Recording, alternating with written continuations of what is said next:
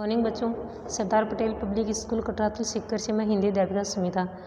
कक्षा 3-4 के लिए अब हम साथ में पढ़ेंगे सर्वनाम। इससे पहले पढ़ा था विशेषण, आज पढ़ेंगे सर्वनाम।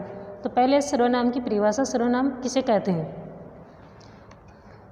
संज्ञा शब्दों के स्थान पर प्रयोग किए जाने वाले शब्द सर्वनाम कहलाते हैं। कि जो संज्ञा शब्द होते हैं उनके स्थान पर जो शब्द प्रयोग करते हैं हम वो सर्वनाम कहलाते हैं। जैसे मैं, तुम, तुम्हारा, हम, वह, यह, कौन, क्या।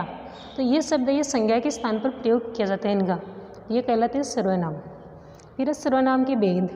सर्वनाम के कितने भेद होते हैं? सर्वनाम के 6 भेद होते हैं। तो 6 भेद कौन कौन से होते हैं? पहला तो देखो पुरुषवाचक सर्वनाम, फिर दूसरा है निश्चयवाचक सर्वनाम, तीसरा है अनिश्चयवाचक सर्वनाम, और चौथा है संबंधवाचक सर्वनाम, पांचवा भेद है निजवाचक सर्वनाम, और छठा भेद है प्रश्नवाचक सर्वनाम। तब बुक ओपन करो, बुक में पढ़ते हैं हम इनके बारे में। पेज नंबर 39 पर है, पार्ट नंबर 8। देखो संज्ञा के स्थान पर कैसे इनका प्रयोग किया जाता है। जैसे राजा दशरथ के सबसे बड़े पुत्र श्री राम थे, तो पहले सबसे बड़े पुत्र का नाम दिया है श्री राम। श्री राम बचपन से ही बहुत आज्ञाकारी थे। अब श्री राम बार बार ये शब्द आ रहा था, इसको रोकने के लिए, इसके दोहरान को रोकने के लिए सर्वनाम शब्दों का प्रयोग किया जाता है। देखो श्री राम बचपन से ही बहुत आज्ञाकारी थे। बचपन में ही श्री राम ने युद्ध की अनेक कलाओं में दक्षता प्राप्त कर ली थी। पिता की आज्ञा मानकर श्री राम को 14 वर्षों के लिए वनवास जाना पड़ा। तो श्री राम बार बार वर्ड आ रहा है, तो इसको रोकने के लिए इनके स्थान पर जो जिन सर्वनाम का प्रयोग किया जाएगा वह कौन सा होगा? देखो राजा दशरथ के सबसे बड़े पुत्र श्री राम थे, वह है। अब वह के प्रयोग किया गया तो ये क्या है? सर्वनाम है।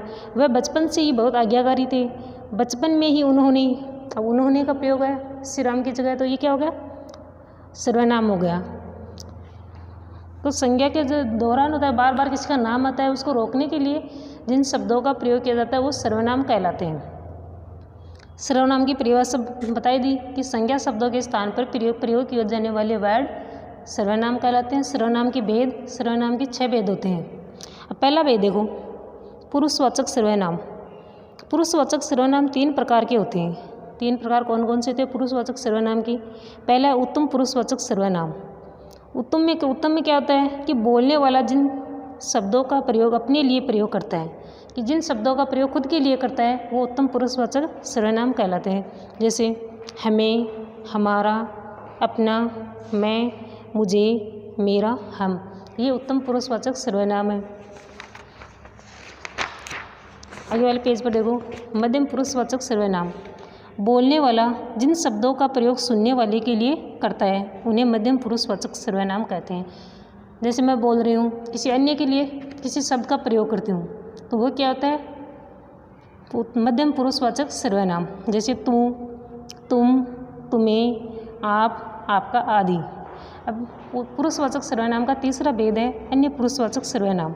बोलने वाला या सुनने वाला, कि बोलने वाला और सुनने वाला हो तो उनके अतिरिक्त तीसरे व्यक्ति के बारे में बात की जाती है, तो वो होता है अन्य पुरुषवाचक सर्वनाम। तो बोलने वाला या सुनने वाला जिन शब्दों का प्रयोग किसी अन्य व्यक्ति के लिए करता है उन्हें अन्य पुरुषवाचक सर्वनाम कहते हैं। जैसे उनकी, उसकी, उसे, वह, वे आदि। अब है सर्वनाम का दूसरा भेद निश्चयवाचक सर्वनाम। जिन सर्वनाम शब्दों से किसी पास या दूर की वस्तुओं या संज्ञा शब्दों की ओर निश्चयपूर्वक संकेत किया जाता है उसे निश्चयवाचक सर्वनाम कहते हैं। जैसे संकेत, यह है वह, किसी चीज़ के बारे में करते हैं हम कि यह पुस्तक मेरी है, यह घर मेरा है, तो ये क्या हो गया? निश्चयवाचक सर्वनाम। फिर अनिश्चयवाचक सर्वनाम, जिसमें कोई निश्चित नहीं होता है। जिन सर्वनाम शब्दों से किसी निश्चित वस्तु या प्राणी का बोध नहीं होता है उसे अनिश्चयवाचक सर्वनाम कहते हैं। जैसे कोई, कुछ, किसी, किन्हीं आदि।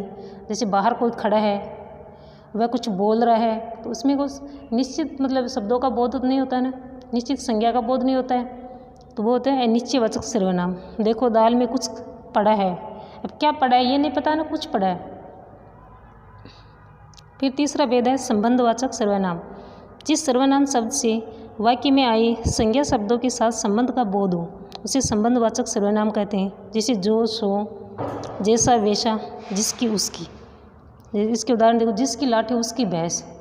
तो इसमें क्या होगा, संबंध बताया गया है कि जिसकी लाठी उसकी भैंस, जिसकी और उसकी, ये संबंधवाचक सर्वनाम है। फिर है निजवाचक सर्वनाम। निजवाचक क्या होता है कि अपने आप के लिए, निज मतलब स्वयं या अपने आप। जिन सर्वनाम शब्दों का प्रयोग कर्ता अपने आप के लिए करता है उन्हें निजवाचक सर्वनाम कहते हैं। जैसे खुद, स्वयं, अपने आप आदि। तो इसके उदाहरण देखो, अपना काम स्वयं करो। तो अपना और स्वयं खुद के लिए प्रयोग होना, तो ये हो गया निजवाचक सर्वनाम। फिर छठा भेद है प्रश्नवाचक सर्वनाम। कि जिन सर्वनाम शब्दों का प्रयोग प्रश्न करने के लिए होता है उन्हें प्रश्नवाचक सर्वनाम कहते हैं। किसी से पूछते हम कि तुम्हारा नाम क्या है, तुम कौन हो, तो ये क्या हो गया प्रश्नवाचक सर्वनाम, कौन और क्या। तो ये सर्वनाम और इसके भेद ये आप पढ़ लेना और समझ लेना। Thank you.